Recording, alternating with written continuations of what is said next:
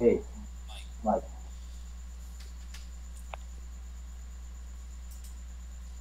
Marinig ba guys? Let nyo lang one. Okay.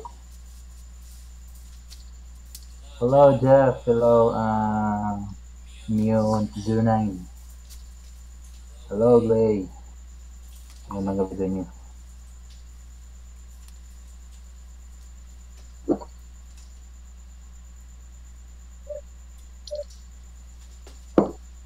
Ah, magandang gabi sa inyo, guys. Huli, nakakain na kayo, no?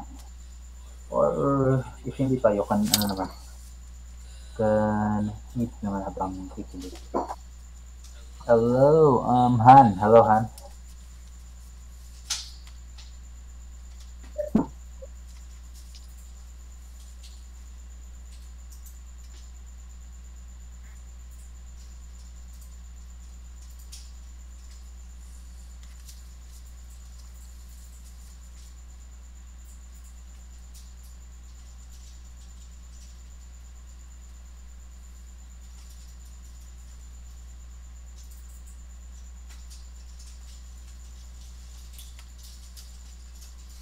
Hello, hintayin natin yung iba, guys.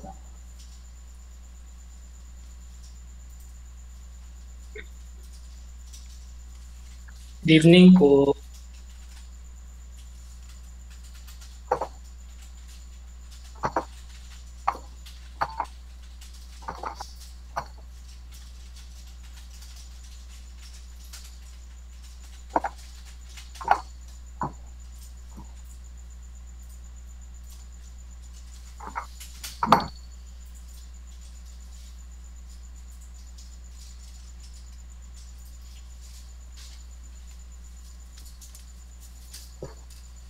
Basta, yung so week ni guys.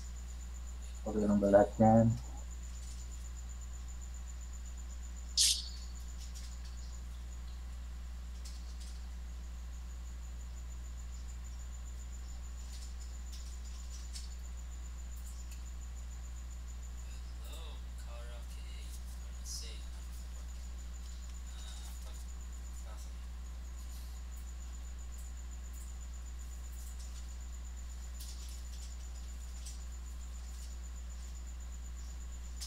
Kita nyo ba screen ko, guys?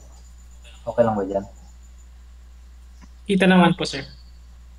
Saan lang kayo, any questions kita or suggestions or anything na you might comment us away, you can send a message.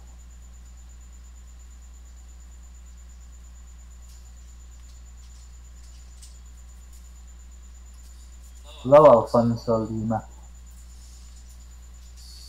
So, update sa ating ano guys, ha? We almost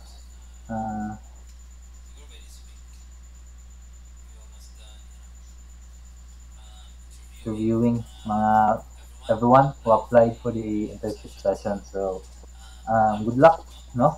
To anyone here na nag-apply and my interview by this week.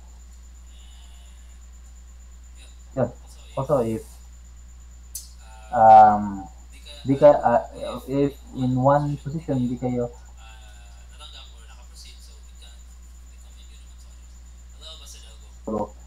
okay lang ba yung audio ko guys? Di ba ano, wala bang problema diyan?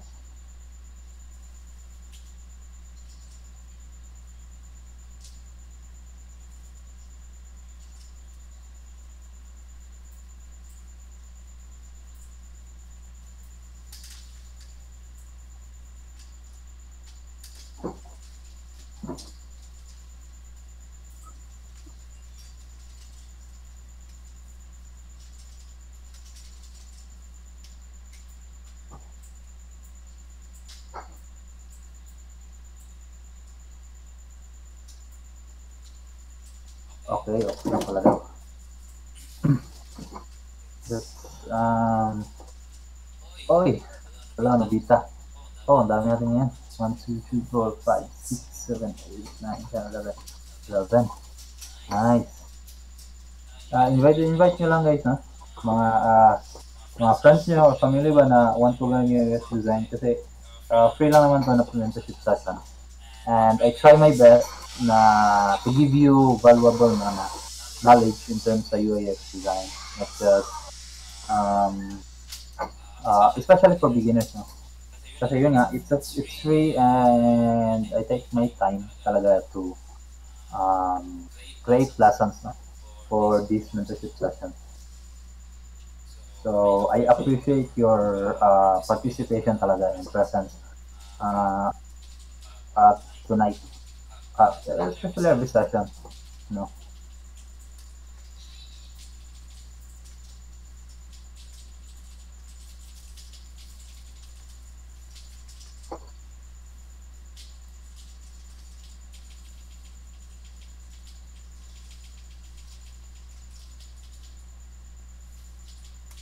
And abang-abang lang kayo guys for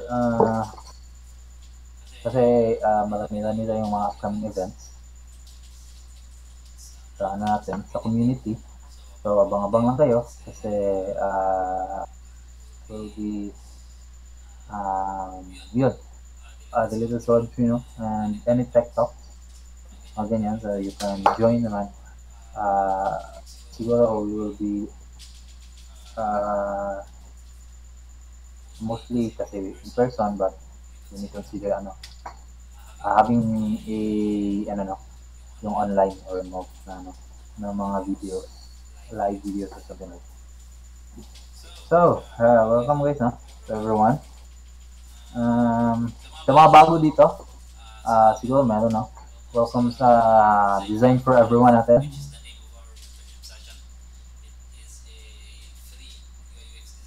Mentorship, of course, for beginners, no. But if you're a seasoned designer, you can join naman kasi as a refresher. Hello Mati. Welcome. So, ngayon, we'll be tackling about still power of typography. So, last week, we actually have a case study, no, for some website. Give you some psychology na mga insights about design. But before that, last week, we discussed the power of typography, no? Because ngayon, continuation of that session, which is part 2. So, what have we discussed last week? But before, the art of reading, guys, or experience and stylistic expression is typography. So, it's the decision we make with to apply or to present a message effectively, no? So last week we have discussed the foundational introduction of typography, right? And then ngayon we will be tackling the typography principles now and guidelines you should know, which is actually there are many, no, but this guidelines is generalized and the only thing you need to understand as a designer. And then on the third session, siguro by next week, kasi I vary it, no? Kasi baka next week we do case studies na naman. So you can learn another concepts of design. So on part 3 we will be doing live design in terms of typography lang or and sa color kasi we have already we already have tackled everything about color, no, before. So we already did that. So by part 3, we will be combining everything we have learned into designing.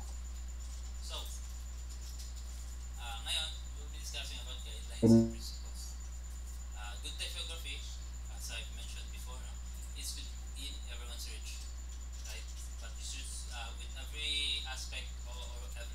Learning, you should start with the fundamentals. So ngayon, it's possible to do great design but with poor application of typography. No? In reverse, you could also create something awful in terms of design but has a good application of typography, right? It's like creating a meal, right? But with a complete ingredients. If you don't know how to cook them, the ingredients will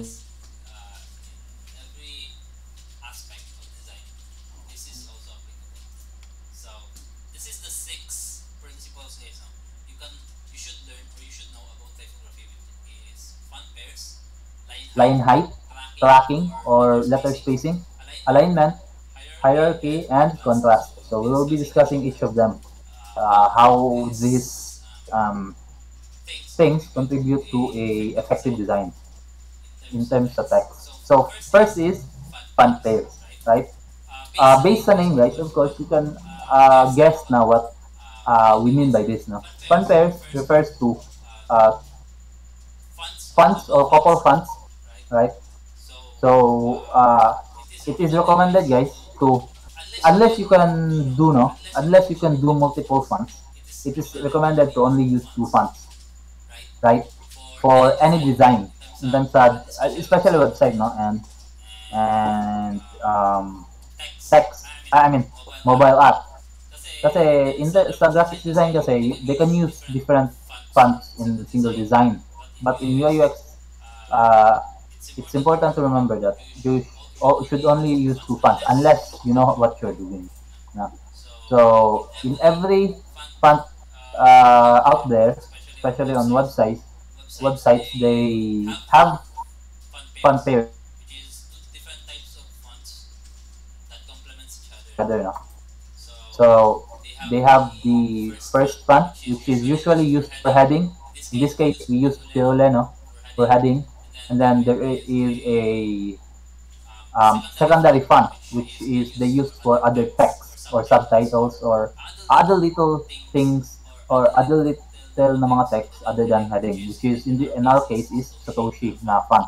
So two fonts lang talaga, guys.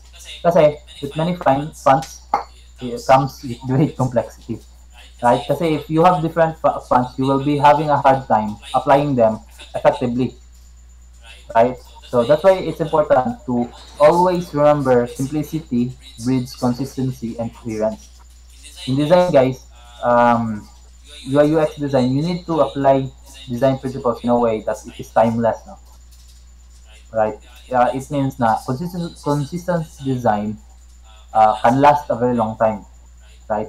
And simple design, guys, not complex. Kasi yung complex na design, guys, sabi nga ni Don Norman, age quickly or madali lang malumaan kasi if complex na design. And usually there are also complex to use, right? Simplicity also breeds consistency. Sabi rin ni Don Norman, if you have a simple system, the the simple the system is, the more complex. Um, I mean, the simple something is, the more complex the behind system of it. No, parang ganun. So only two fonts. Always remember that you only need font pairs, right? For example, this website, wag niyong mind yung mga text guys. All of it is just a placeholder lang talaga. So, for example, on this website, I have used only two fonts, right? And this one, this one, this one, this one, this one, this one. So, if I use different fonts, it although it in our case, no website, it's not too noticeable, but it makes your design inconsistent. If you can see here, right? Kita nyo,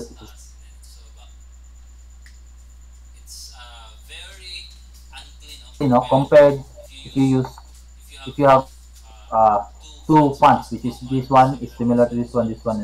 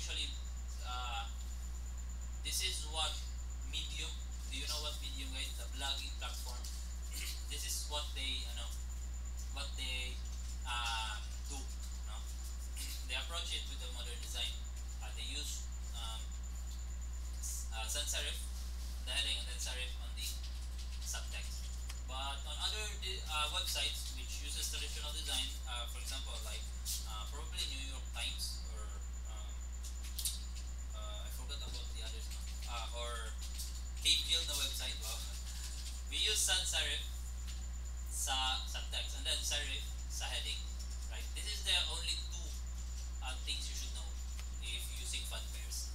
No need to have complexities in doing what, placing which and where. No? So if you want a modern design, do this one. If you want a traditional design, do this one. The reverse nyo lang. So, of course, we will be discussing how to pick an effective fonts on our last session, no, or typography. So, tune in guys, no? Kasi hopefully marami kayo matutunan. So, that is font pairs. It's very simple na talaga na concept or na principle. Only use two fonts or only pick two different fonts unless you know what you are doing. No? If you know what you are doing, you can use multiple fonts, but for the sake of simplicity. Wala pong audio. Hello? Sir J-Mark, nawalan po ata ka ng audio po. Saan banda ba guys? Nawala. Wala. Hello?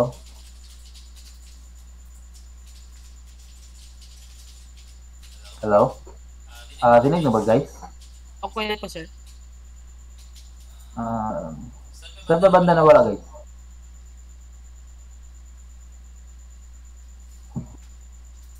Okay na ba dyan? Mag-gusto Hello? sa line height. Or hindi pa?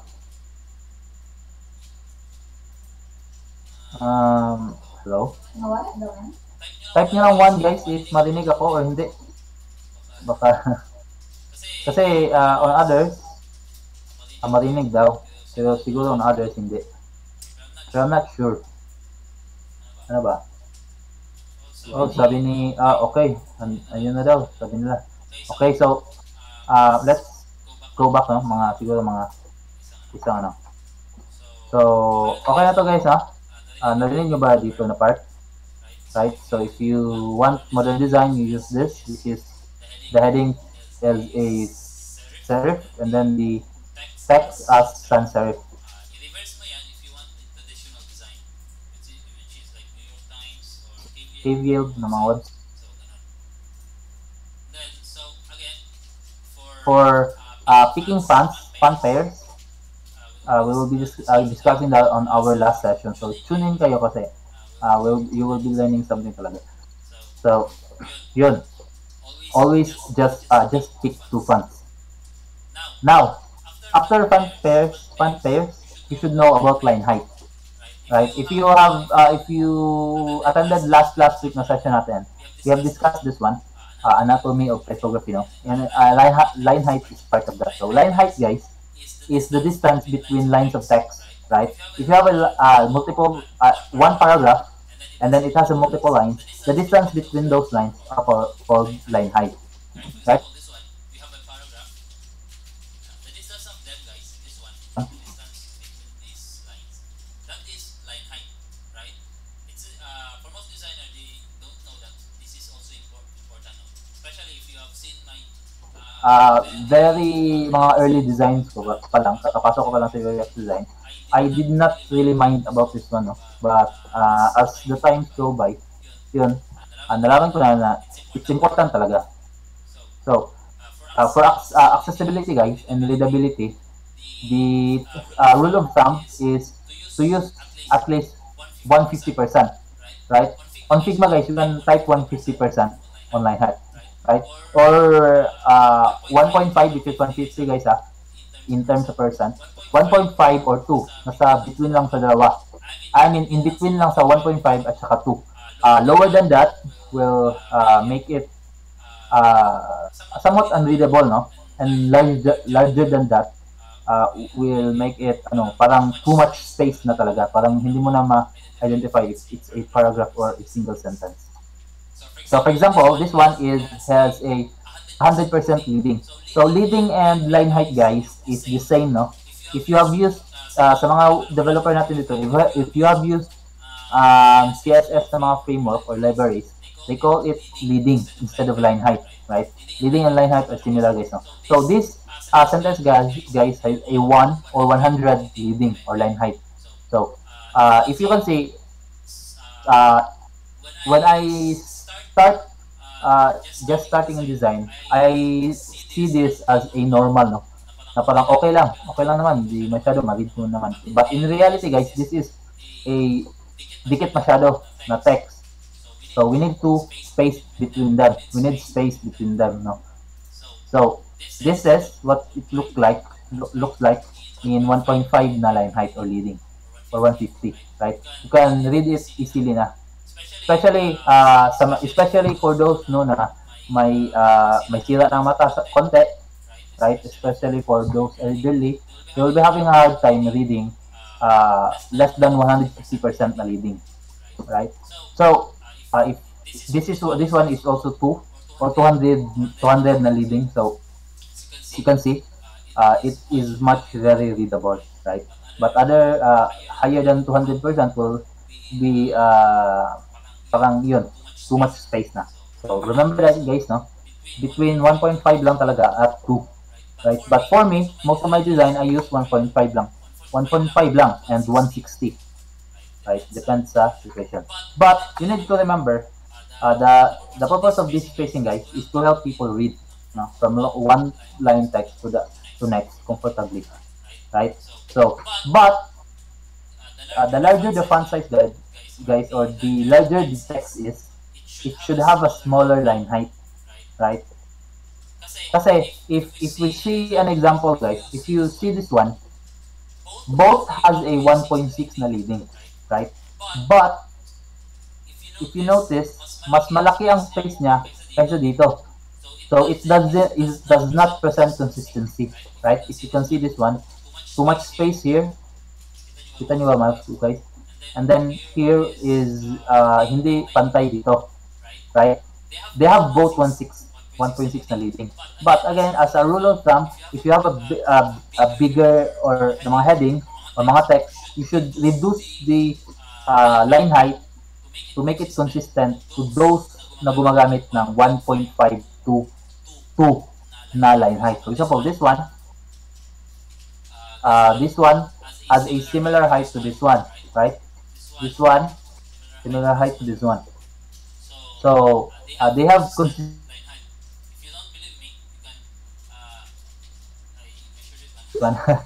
So this is not equal, and then this one is equal, and they have a different line height, right? The bigger the font, the smaller the line height, in order para na to have a consistency sa text.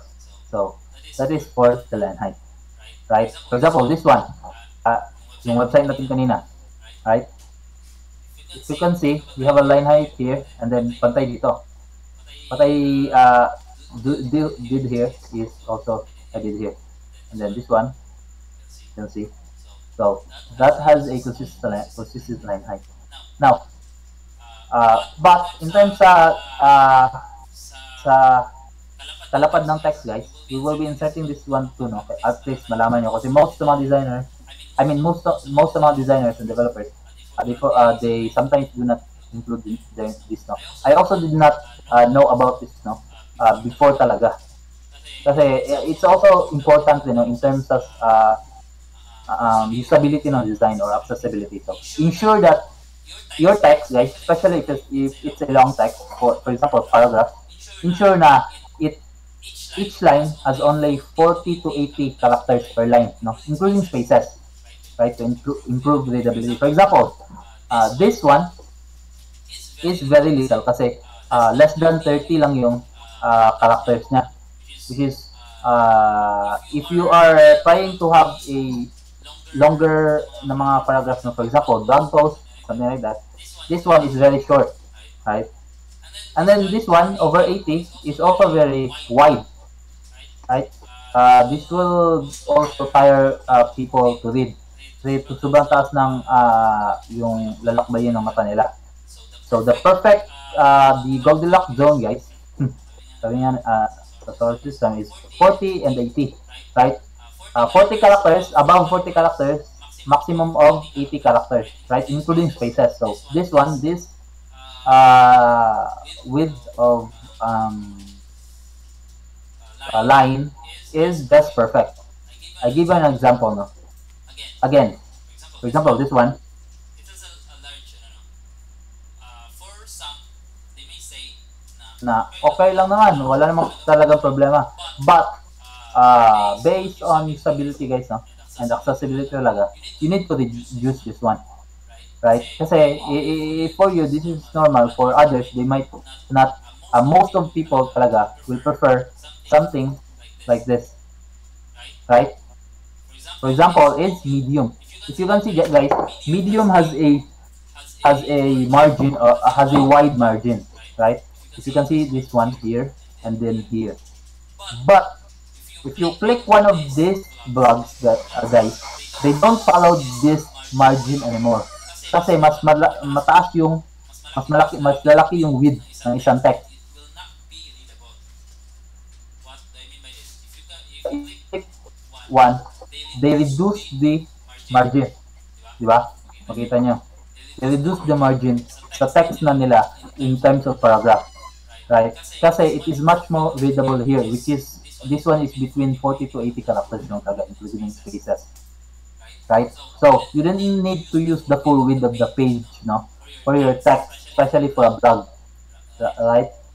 Instead, keep your line length sa range na binigay natin, which is 40 to 80 characters, including spaces. So, that is line height. Line height and the width of each line of a paragraph of text. So, first is font pairs, second is line height. Now, let's discuss letter spacing. So, letter spacing, guys, or in other terms, is also called tracking, right? If you have used CSS framework again, it was called tracking. So, letter spacing is, as the name implies, is the spacing between letters, right? For example, this one, the letter spacing here is the spacing between these letters, including space, no? So that is letter spacing or tracking. Now, actually it depends, no, sa ginamit mo na font, but generally, guys, you need to decrease, no, letter spacing as they get bigger, right? This is general. This is a general na rule of. But for me, based lang rin sa preferences ko, which is also good for me, is I use 0.5 for headings or 5% na letter spacing And 0.3 for subtitles, right? This is just my preferences, guys. No, you can follow this one, this advice, but for me, I use 0.5 for heading and 3.3 for subtitles or other small text. Now, for example, this one is already a pretty, I don't know, pretty consistent website. But if we remove the letter spacing, guys, you will see. Check this out, right?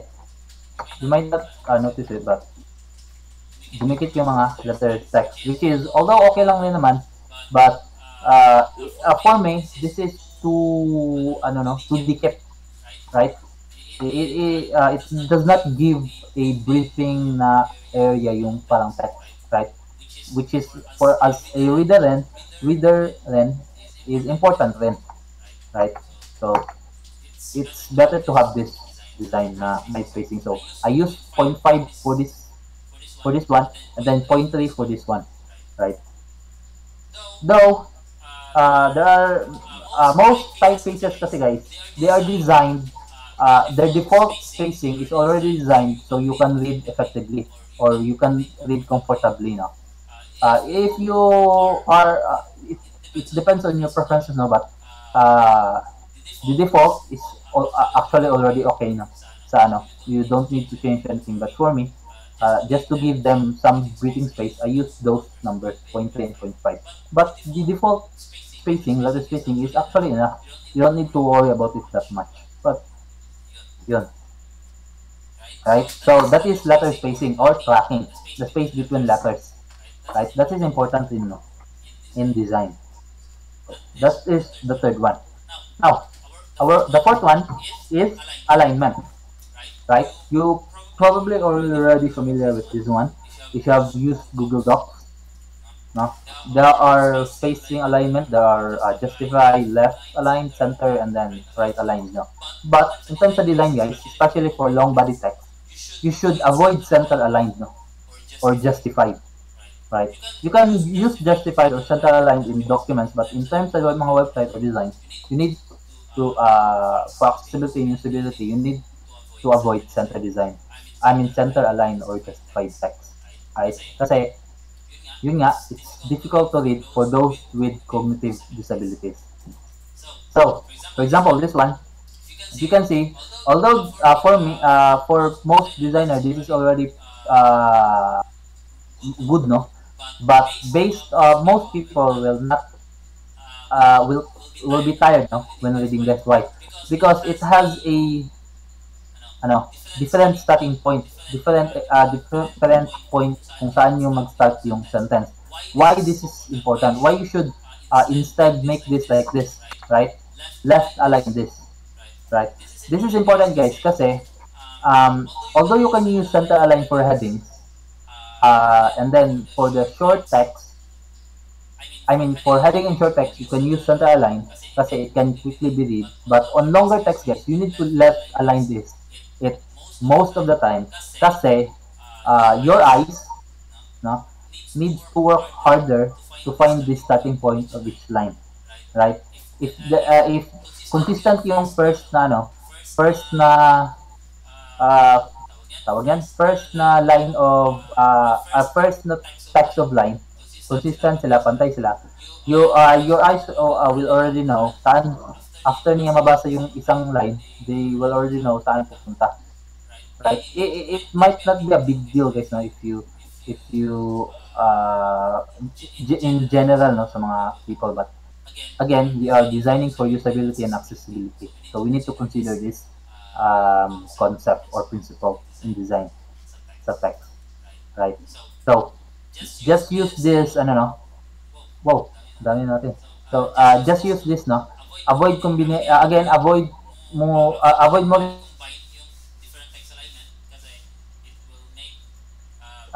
it will be difficult to follow, and then it can also look ugly, no, or messy sa design. So most cases use left align on the right for balance and compositional solution, which is basically means complex na mga alignments. If you have seen modern na mga design, you can see they have a different alignment, which is a design choice. Remember this one, it's more of a design choice than accessibility and usability choice, right? So you can use also the center for mostly for heading, right? So that is for alignment, right? So that's 4 to go. Now let's discuss hierarchy. This is where most designers, especially beginner ones, forget about. Kasi hierarchy, guys, as also the name implies, is how you arrange elements in a way that presents your information effectively, no? So I give you an example. Read this one, guys.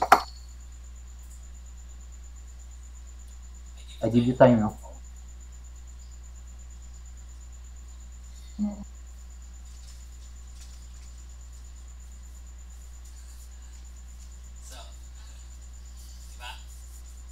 So hierarchy is important, right?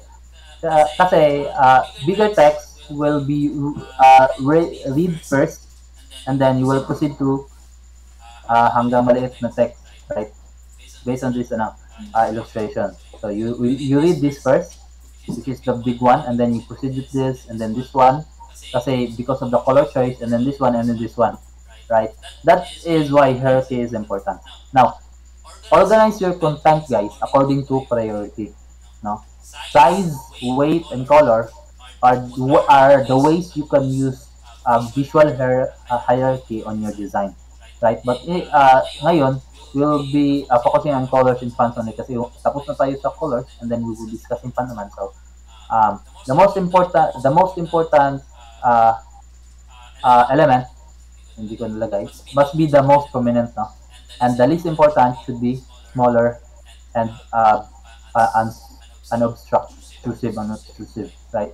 Parang hindi distracting. For example, let's make an example. For example, this one, since this is already good, no? We can further improve this one by giving the hierarchy of color. We already have hierarchy of text, guys, no? Kasi malaki to kasi heading, and then mali ito kasi hindi uh, natin mas maliit o kasi the subtitle is just a something of a card. something of a card. So we can further improve this one by Okay, okay, this is a bad example, no?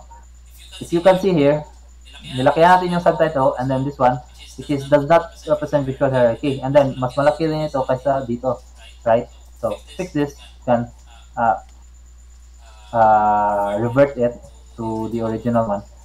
So this one uses less. Actually, we'll be discussing also this. This is hierarchy now. So in the hierarchy of this one, guys, we have a heading which is bigger than anyone else now, and then we have a subtitle which is also bigger than anyone else other than the heading.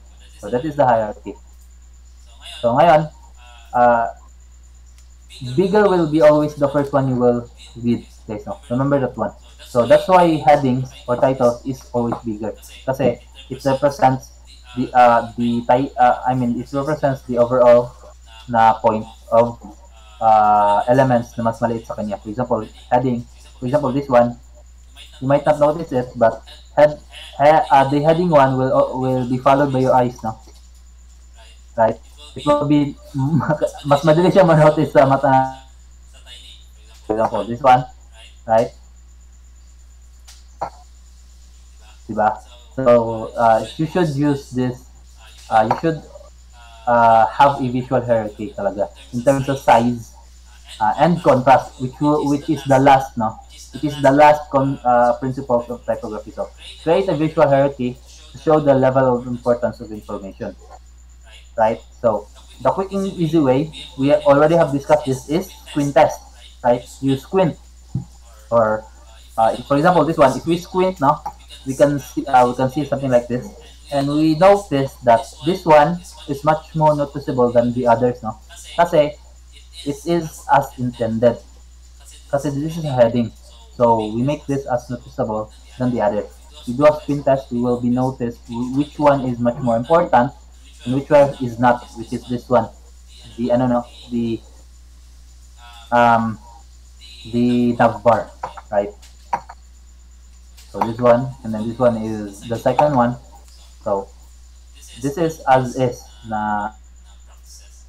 So hierarchy is a result of multiple design choices that complements each other, like size, font size, colors, contrast, something like that. No, that's just based on text. So lastly, what I'm talking about is contrast, right?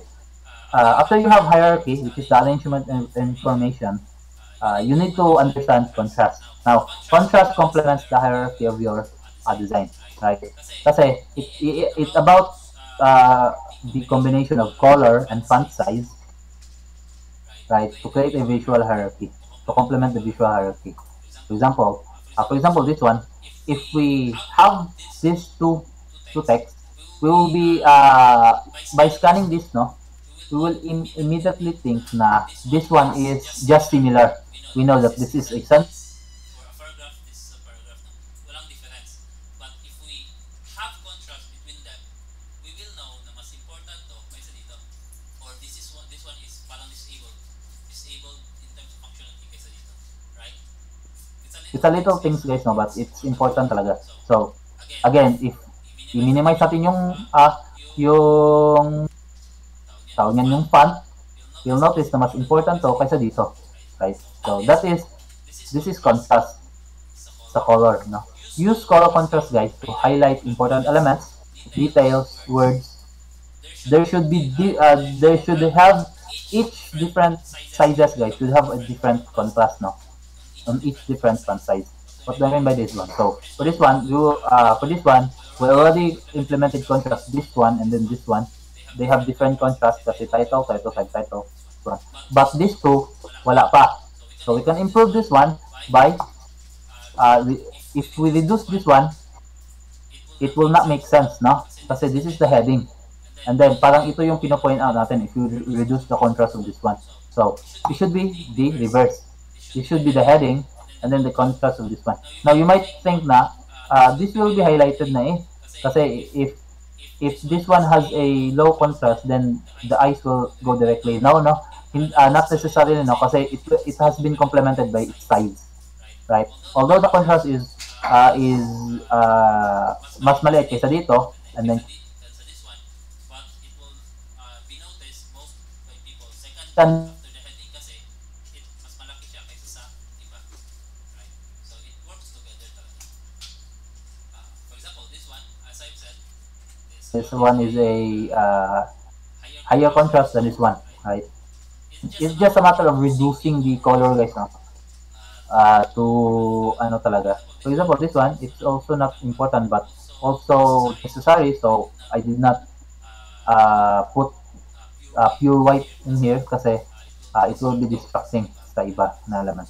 So, elements with different types, as I've said, should have different contrasts, no? For visual, for the sake of visual hierarchy. So, of course, secondary text is much less important than the heading. So, it has a lower contrast than lower size and contrast than the heading, right? So, for example, this one, if you have seen, there are no contrast between the three, no?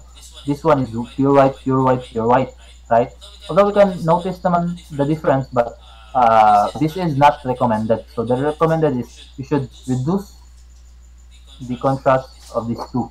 Kasi to highlight is the setting, this is the subtitle. So you can notice this, guys. If you go to any website, such as, for example, Medium, you can visit Medium website. If you can see this the title there, title is like pure black, and then the mga text sa blog nila is not that high in contrast, no? Kasi they have a visual hierarchy. They want to represent the visual hierarchy. So contrast in different sizes, guys, should ensure visual hierarchy and maintains readable, no? Through emphasizing important elements, right? While the emphasizing less significant ones. Although the less significant ones, guys, are not necessarily unimportant, but they should not be obtrusive, no, sa mga important na mga information, right? You have something, for example, quotes. You use italics for quotes. Kasi most people will recognize na it is a quote than a mere paragraph lang. So something like that. It's about visual hierarchy. So for example, this one, this we have mentioned this, no, before. This one has no difference in ano. this one has a like puti na na text, and then walang visual hierarchy kasi malaki dito, then malaki dito, so there is no visual hierarchy. We already discussed this, But dinanan ko lang. So right. So those six, no, are important, no. Those six principles are important, guys. Kasi although in different design design fields, which is graphic design, interior design, any other design, but they have different typography principles. But in UX design, guys, these are the six important ones. No, for example, if you use Tailwind, to anyone na developer, no, is a CSS framework that allows you to design, no. Most of them have the features for this one, right? Most of the mga framework talaga kasi this is the among others the most important na contrast you should know. I mean the principles you should know about typography, right? So always remember, applying typography, guys, and choosing typeface is just as important with any visual element you design. No, colors, fonts, sizes, contrast. They should work to each other. No, they should work each other, and then they should complement each other. No, I mean they should work together, right? So that's why it's important for us to know these things. So that's it. The six principles, important principles of typography for tonight. No, thank you so much for listening, guys. No, hopefully you have learned something, and I appreciate talaga kasi marami tayo. 1, 2, 3, 4, 5, 6, 7, 8, 9, 10, 11, 12, 13, 14. Parang 14, 13, 15, no? So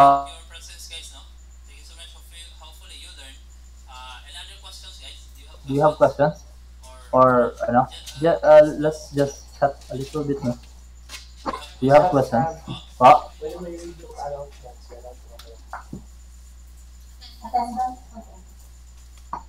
Um, tingnan natin, no?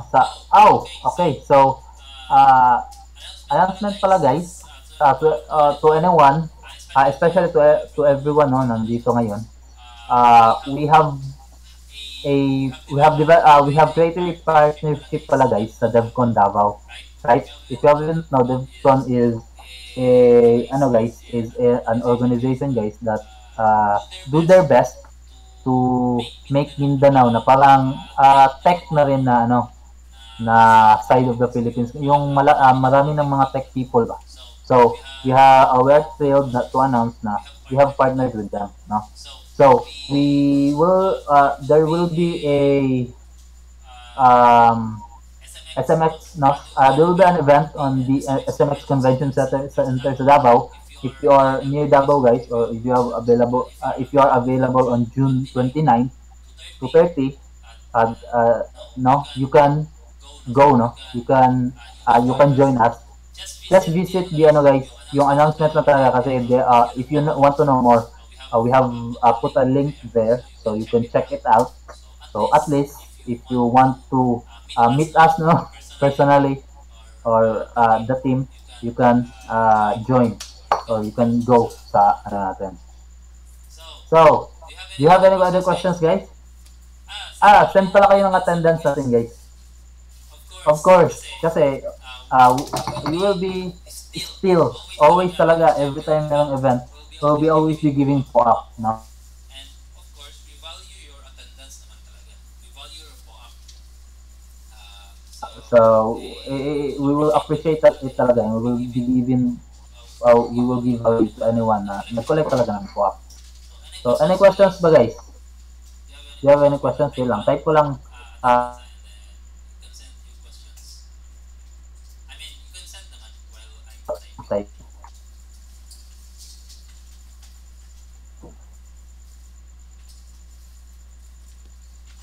Ano naman kung may mga gusto mag-take ng VIP na pizza, dito yung pizza na discount using our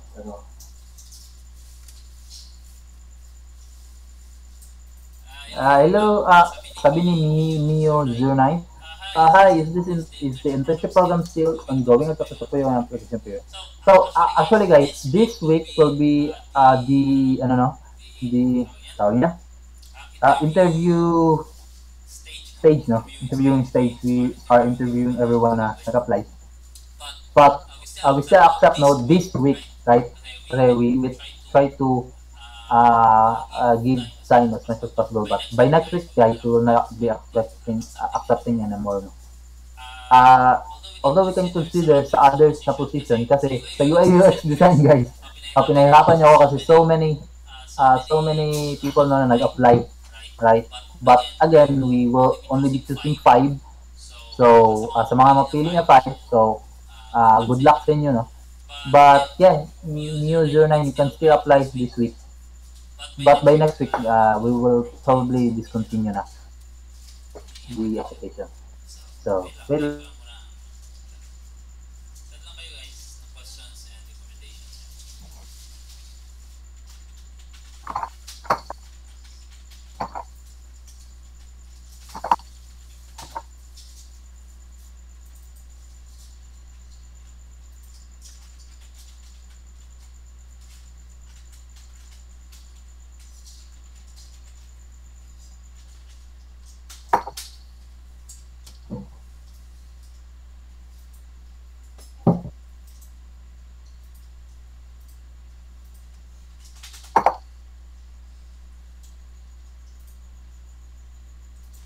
Any other questions po ba, guys? Sa mga bago dito, do you have questions, guys?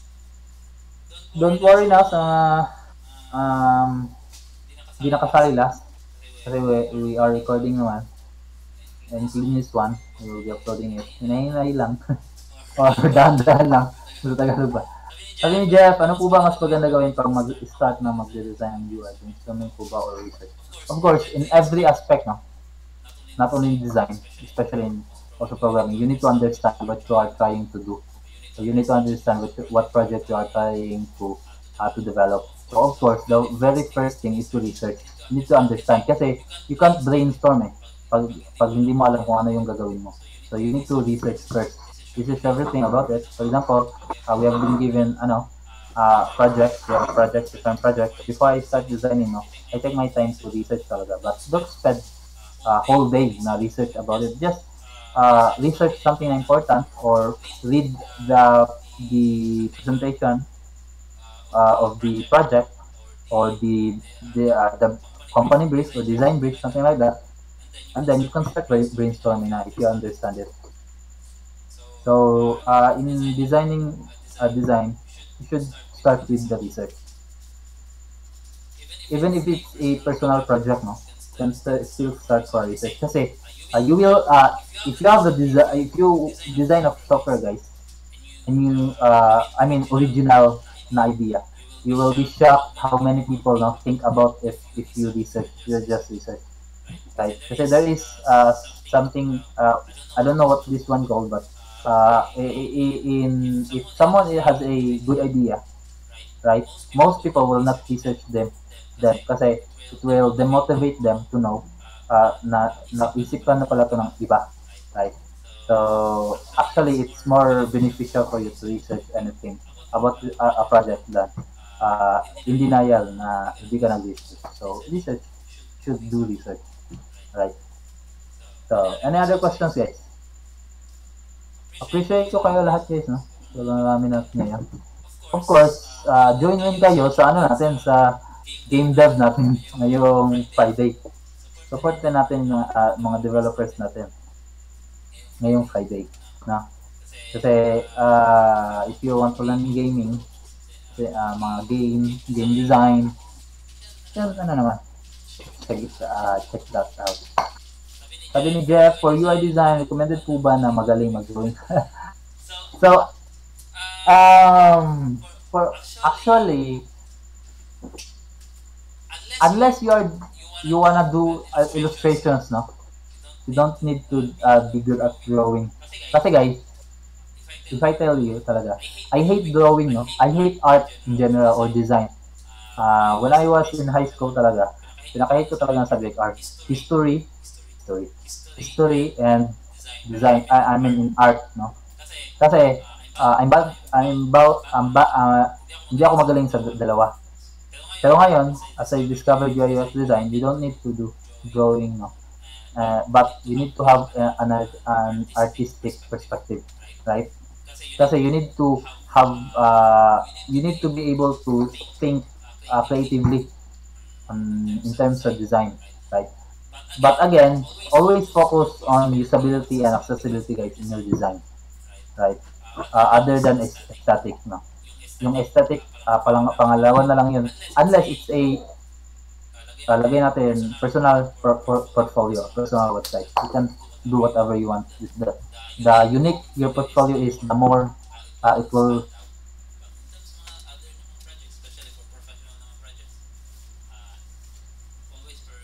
Talaga. So no, you don't need magaling mag-draw for your design. So anything, guys? Meron pa ba? Questions?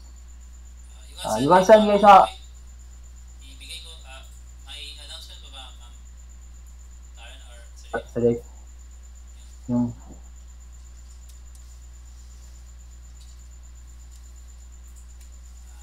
wala na ba question, guys?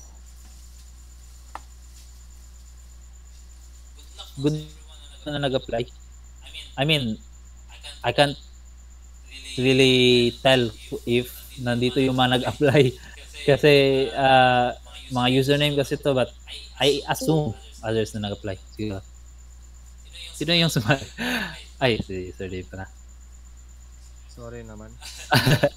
Kala ko may bago. Na-late na. So, yun, guys, oh. We have event talaga. Hopefully, makapunta kayo talaga. Especially sa katong in-announce natin ng mga events. Oo, guys, sino yung mga taga Jansan din dito? Baka may mga attendees tayo. invite your friends to join our guys, our community. Yeah, as J Mark has mentioned, by June nasa Davao kami niyan, and actually by July nasa Cebu rin kami. Maybe we could conduct a Cave Guild meetup sa Cebu in case na merong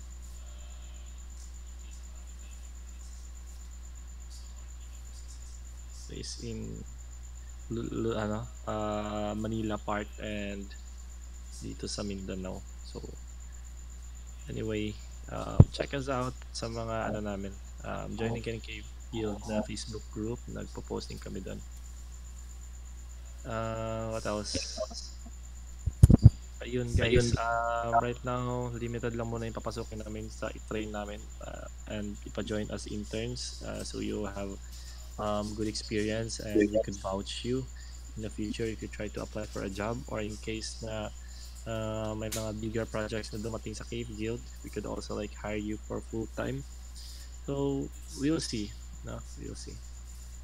Yeah, thank you J Mark for this session. Actually, this is a very important topic na. You need to iba kasi they don't see the value of hiring a designer. Sometimes the client will just directly hire the devs, but it's really important to have a designer in the team, and successful people do that, and so make sure that you'll be motivated to pursue this career, because if I'm a designer myself, I would really pursue this one. It is a really good career. Just right now, I mean, on my end, I'm not a designer, but I have this great mindset, but I really cannot put it in in the art. So it's you guys are really important, and we need to have more designers in the Philippines. Yeah, that's it for me. Thank you. Oh yeah, on June, mind again, we'll be in Davao. We'll be supporting the DevCon, the largest to the VIP ticket. We have around 10 tickets na makaano kayo for 30% discount. So limited lang rin yan. I believe meron na atang apat na yung nakagamit ng code namin for a 30% discount. So let us know if you want to join. All right. So, thank you sir, no?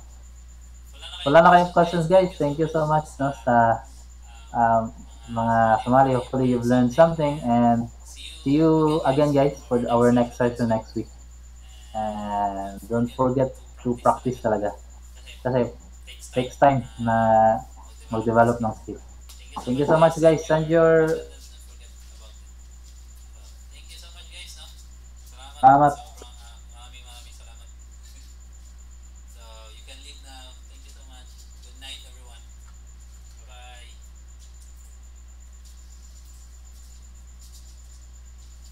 Uy, parang wala pa nag-leave.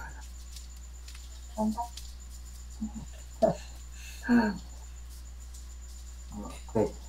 Bye-bye.